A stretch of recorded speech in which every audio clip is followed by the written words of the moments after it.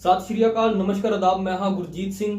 ਤੁਹਾਨੂੰ ਦੱਸ ਦੇ ਕਿ ਆਪਾਂ ਗ੍ਰਾਮ ਪੰਚਾਇਤ ਸੰਧਾਲਾ ਦੇ ਵਿੱਚ ਮੌਜੂਦ ਆ, ਜਿੱਥੇ ਕਿ ਸਰਪੰਚ ਸਾਹਿਬ ਸਮਾਜ ਦੇ ਵਿੱਚ ਸੇਵਾ ਤਾਂ ਕਰਦੇ ਆਏ ਨੇ, ਹੁਣ ਉਹ ਆਪਣੀ ਜ਼ਿੰਮੇਵਾਰੀ ਵੱਡੀ ਕਰਨ ਜਾ ਰਹੇ ਨੇ। ਵਾਰਡ ਨੰਬਰ 13 ਤੋਂ ਜ਼ਿਲ੍ਹਾ ਪਰਿਸ਼ਦ ਦੇ ਉਮੀਦਵਾਰ ਦੇ ਰੂਪ 'ਚ ਸਾਹਮਣੇ ਆ ਰਹੇ ਨੇ। ਗੱਲਬਾਤ ਕਰਾਂਗੇ ਕਿ ਕੀ ਕੁਝ ਵਿਕਾਸ ਕਾਰਿਆ ਹੋਣਗੇ, ਕਿਹੜੀ ਸਮੱਸਿਆ ਨੇ ਜਿਹੜੀ ਵਾਰਡ ਦੇ ਵਿੱਚ ਇਹਨਾਂ ਨੂੰ ਦੇਖਣ ਨੂੰ ਮਿਲੀ ਔਰ ਕਿਸ ਤਰੀਕੇ ਨਾਲ ਉਹਨਾਂ ਦਾ ਸੁਧਾਰ ਕੀਤਾ ਜਾਵੇਗਾ। ਸੋ ਇਹਨਾਂ ਦਾ ਸਵਾਗਤ ਕਰਦੇ हैं साडे चैनल ਤੇ। सर ਤੁਹਾਡਾ बहुत बहुत स्वागत है। नमस्कार जी। नमस्कार जी सर। सर जी, पहले तो बात करते हैं, गांव से शुरुआत करते हैं। गांव में आपने काफी अच्छे विकास कार्य करवाए, वार्ड में किस प्रकार से कार्य होंगे?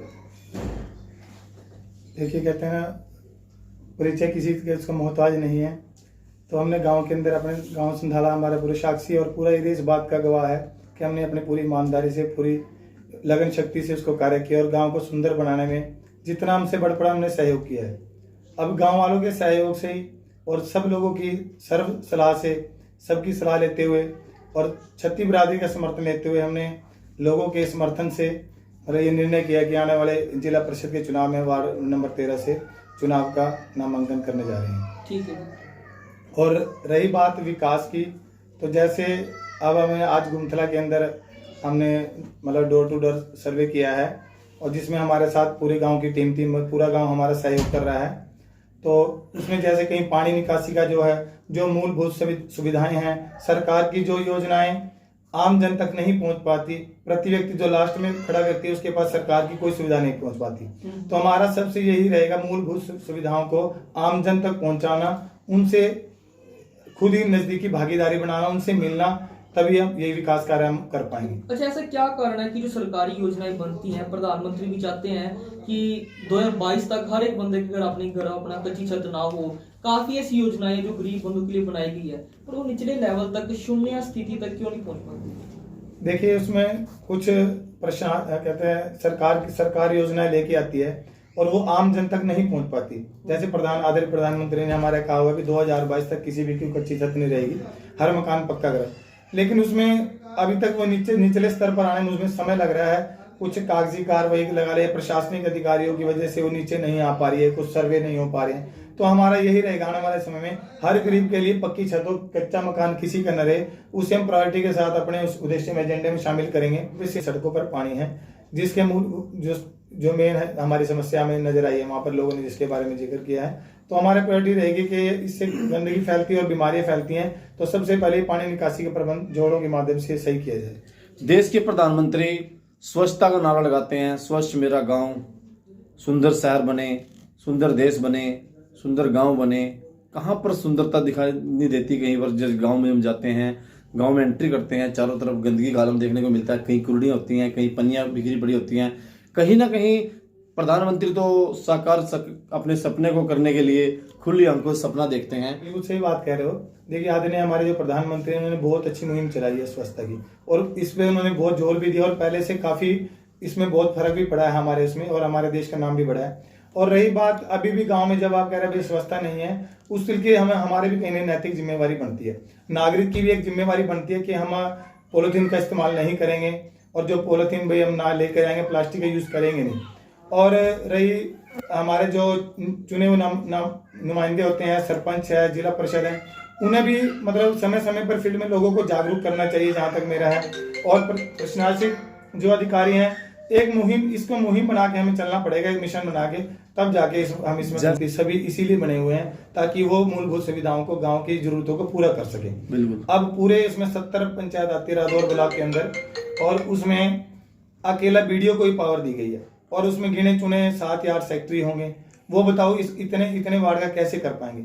जब एक नुमाइंदा चुन के आएगा, वो वाकई में असल कर पाएगा।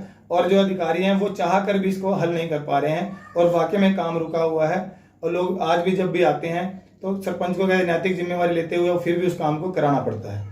और अब इसमें कोई दो राय नहीं है, अकेला वीडियो पूरी ब्लॉक को या पंचायत को उसको नहीं संभाला। कहीं ना कहीं विकास कार्य और सभी मूलभूत सुविधाएं इफेक्टिव हो ही रही है। स्वास्थ्य से संबंधित हम बात करें, आपके यहाँ पर क्या लोगों को लाभ मिल रहा है? कैसा स्वास्थ्य बना हुआ लोगों का? स्वास्थ्य की ऐसी है, देखिए जो ये प्रधानमंत्री जी हमारी ये योजना है, उसमें क्या नाम इसका, जो आयुष्मान योजना के अंतर्गत आते हैं। अब पीपी से चला, उन्होंने कहा भी हर एक आदमी का जब तक इसमें स्वास्थ्य और चिकित्सा और पढ़ाई, मेरे हिसाब से जब तक हमें ये अच्छी नहीं मिलेगी हम कोई और काम नहीं कर पाएंगे। आम जनता कहती है कि ये फ्री होनी चाहिए, आम जनता सही कहती है गलत कहती है? देखिए अब लोग कहते हैं ना सरकारी स्कूल आहिस्ता आहिस्ता बंद होने के कगार पर आ गए हैं, वो तो बंद हो रहे हैं काफी प्राइमरी स्कूल। उसका क्या कारण है? हमें नौकरी तो सरकारी चाहिए, लेकिन हम अपने बच्चों को सरकारी स्कूल में पढ़ाना नहीं चाहते। हम अच्छे से बड़े स्कूल में अपने बच्चे को करना चाहते हैं।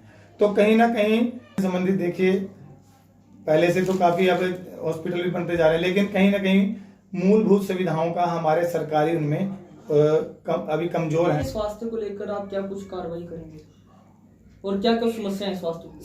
स्वास्थ्य के देखिए, सबसे पहले हमें बीमारी की जड़ पे जाना पड़ेगा। अगर सफाई रहेगी तो कुदरती बीमारी नहीं फैलेगी। और जब स्वास्थ्य की सेवाएं की आती हैं तो जो मूलभूत सुविधाएं मिल रही हैं उनमें प्रॉपर डॉक्टर हों, नर्सिस हों, जो सरकारी जहाँ पर ये हॉस्पिटल और डिस्पेंसरी बने वहाँ प्रॉपर स्टाफ हो और प्रॉपर दवाइयाँ आम लोगों को मिल पाएं।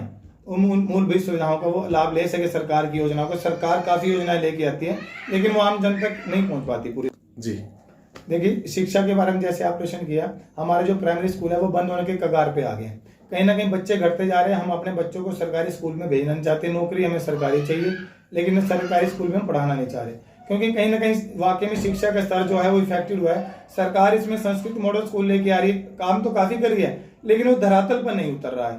तो हमें कहीं ना कहीं शिक्षा के माध्यम पे और जोर देना पड़ेगा। हमें प्राइवेट स्कूलों जैसे वो पूरी सुविधाएं दे रही हैं, वो चीज हमें को ये लेके आनी पड़ेगी, ताकि ये चिकित्सा और शिक्षा अगर आदमी को ये अच्छे से मिल पाए तो हमें किसी भी भ्रूण हत्या पर रोक लगी है। बिल्कुल लगी है, इसमें कोई दो राय नहीं है। आपके गांव की जनसंख्या कितनी है और बेटियों की कितनी है, बेटों की कितनी है? मेरे गांव में क्या है? मेरे अनुपात में पहले से मतलब जैसे रेशो था जो 7 तक पहुंच था और लड़के 10 रहते थे, वो कहीं ना कहीं ऊपर आया है और 9 प्लस हो चुका है। वो बहुत अच्छा मतलब पहले से ये है।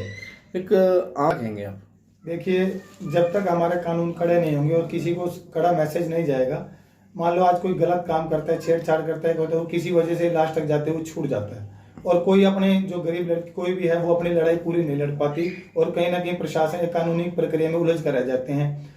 तो जब तक कानून सख्त नहीं होगा और इसमें सख्त सजा नहीं होगी और इस पे कोई एक्शन नहीं होगा पूरा, तब तक ये कारगर सिद्ध होने वाला नहीं है पूरा।